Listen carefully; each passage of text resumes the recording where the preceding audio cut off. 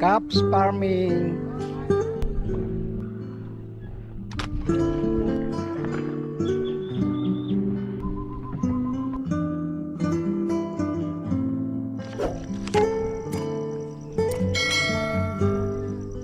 Magandang umaga po mga ka-farmers. Ngayon po ay sumama ang misis ko pamimitas ng ating pipino. So matutuwa po siya pagka nakita po niya yung bunga ng pipino natin.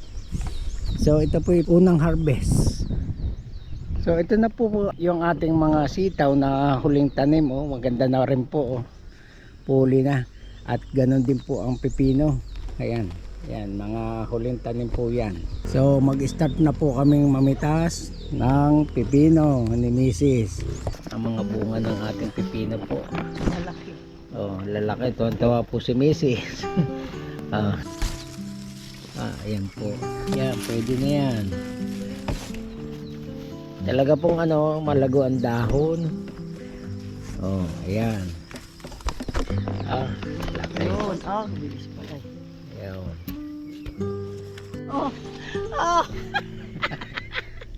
Parang 1 kilo na ito, 2 na rin.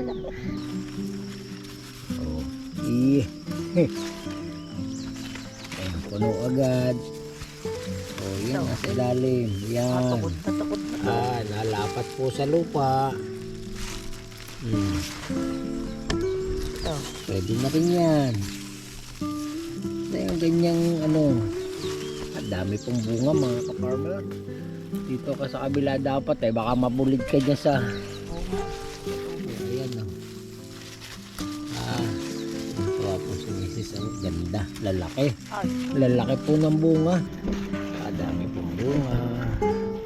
Talagang nakakawala hong pagod, nakaka-relax po ba ang pamimitahan.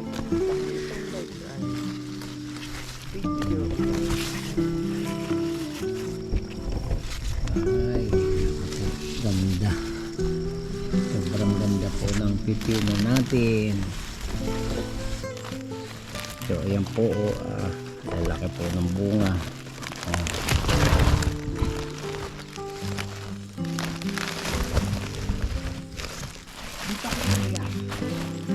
Sige, tagumpay po. Kalasi pong susuwartehin kami ni Mrs.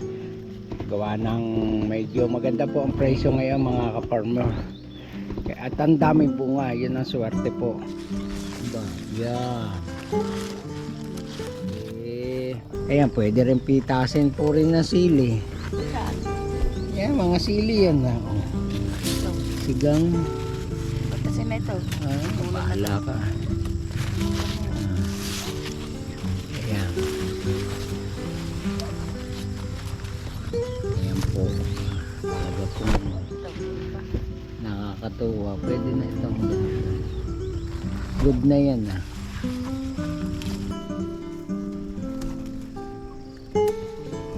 Sobrang kinis po ng pipino mga ka-farmer.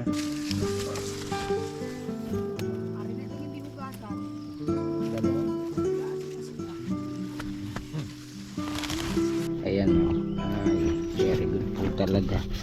Yung iba po ay may puti kasi nga po ay sayad sa lupa. Ay dapat ngayon sa lupa. Ano pa yan? Ito pa ako. Laki nito ba? Malaki sobrang laki Ayan laki. Hindi ko naman nakita.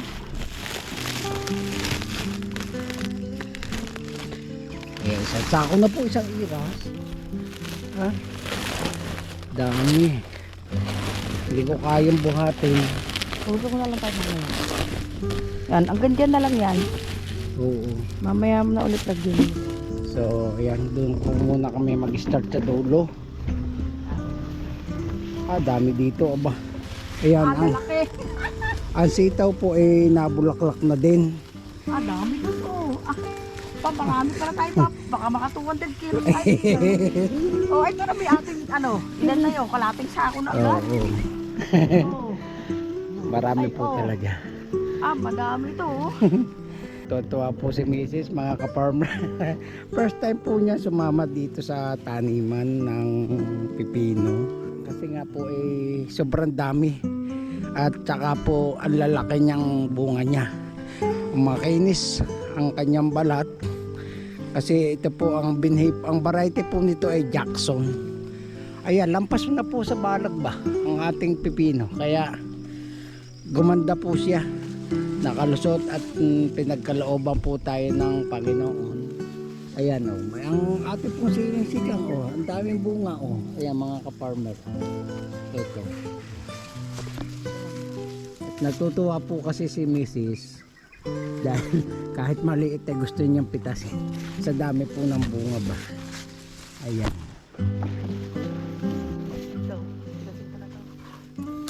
Tingin na akala mo good. Ang susunod pong pipitasin natin ay sitaw na. Kasi namumulaklak na po ang mga sitaw natin. Oh, ganda ng sitaw. Ganda rin ng pipino. So napakaganda po ng tanim natin ngayon. Kaya ang kailangan po ay alaga. Alaga lang. At araw-araw kailangan kayo ay nakikita dito sa halaman, sa inyong mga tanim. Yun po yung pagmamahal niya sa inyong mga halaman. Ayan. Every 3 to 4 days mag-harvest po kayo. Hindi nyo po mapapansin ang bunga kung hindi nyo hahawiin ang dahon. Yan. Talaga pong tuloy-tuloy oh. Ayan oh.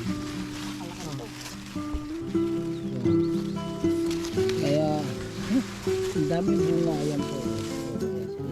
Ayan, pitas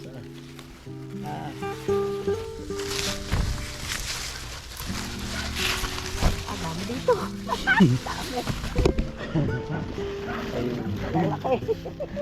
Talaga pong nasa ilalim pa ang bunga niya. At pag akyat pa po nire sa gitna ay lalong mas marami. Saan? Wala. Dami.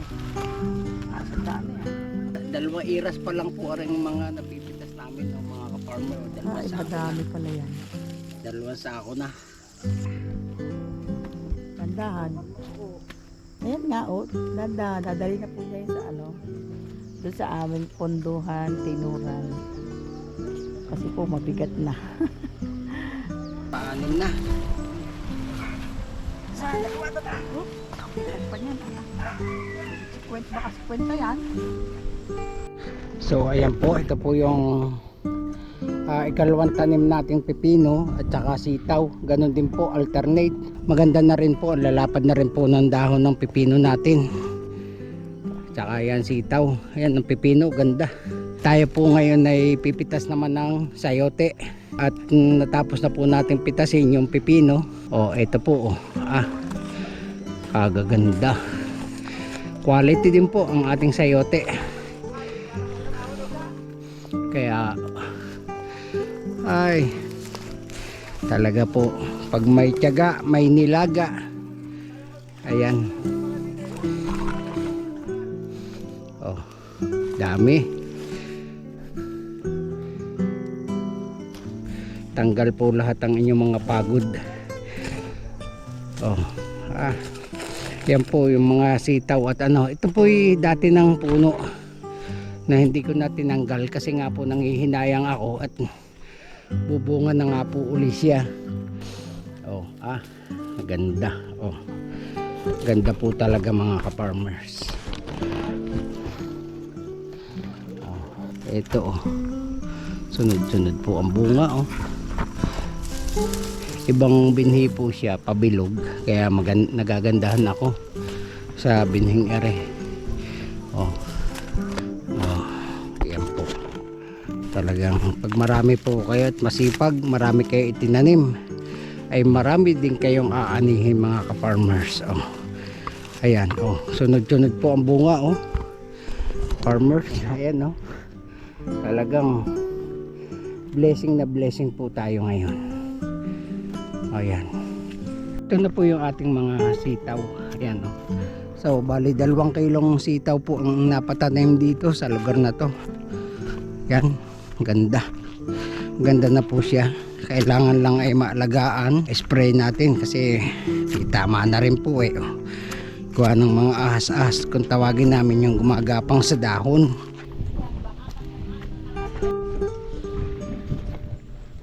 So ayan mga ka-farmers, maghuhugas po muna.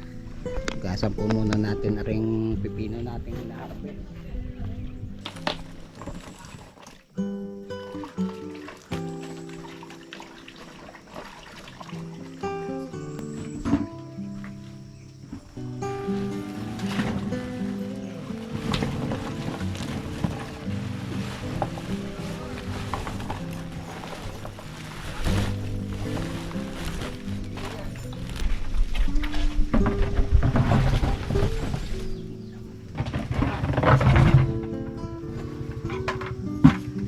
So ayan po mga ka-farmers, natapos na po nating isilid ang ating unang pitas na pipino. Bali po naka 200 kilos po ang unang pitas natin na pipino, kaya sobrang blessing po mga ka-farmers. So yan, maraming pong salamat sa inyong mga panonood at suporta. God bless po. Good morning po mga ka-farmers. Ngayon po ay maglalagay tayo ng abono, pataba. Ayan, triple 16 po yan. So ito na po, maganda na po yan. At tatabunan na po natin or lilinisan, gagahukan para lalo po siyang gumanda. Okay, so may ipot na naman po siya, pero mas maganda po may abono kaunti. Paamoy lang po ere dito kaunti para mabilis po silang lumago. Yan. Maganda po at umulan po kagabi, kaya maaaring mabilis matunaw. Kakaunti lang po ang gawa.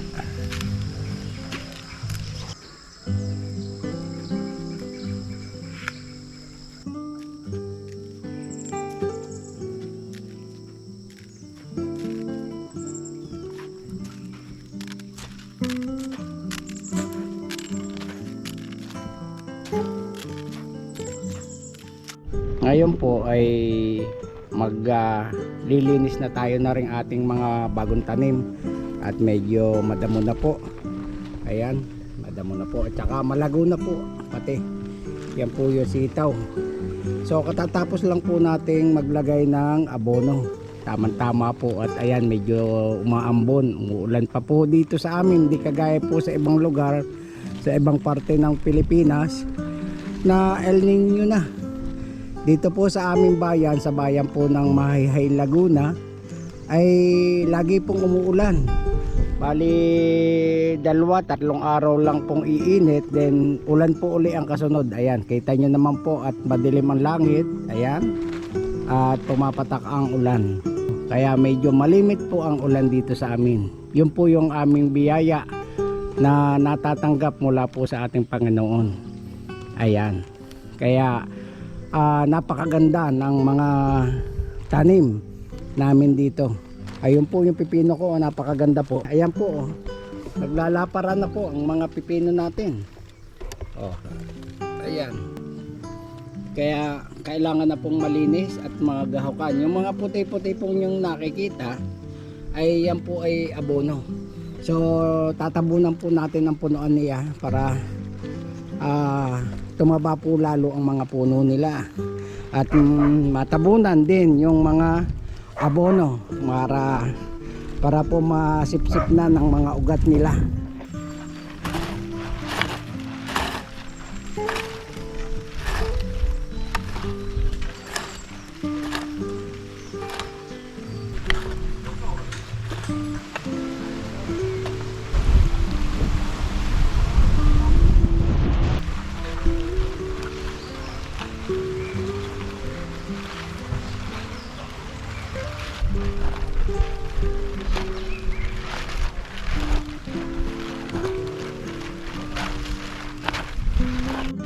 So magandang umaga po mga ka-farmers. Naandito po si Wenmar. Siya po ay babati sa mga pinsan niya. Kamusta nga po pala dyan sa mga kamag-anak ko dito sa Mayay, then sa kamag-anak ng asawa ko, si Kuya Mike, na lagi nanonood sa channel ni Cap Mauro. Yung asawa ko po dyan sa Germany. Oh. Saka po yung biyanan ko, kay Mamu Baby, kay Mami Cons. Yun po, salamat po. Okay, salamat. So ito na po mga farmers, yung ating tinanim na kamatis. Ang nasa gitna po ng ating plot ay kamatis. Then tinamnan ko po yung magkabilang tabi ng kamatis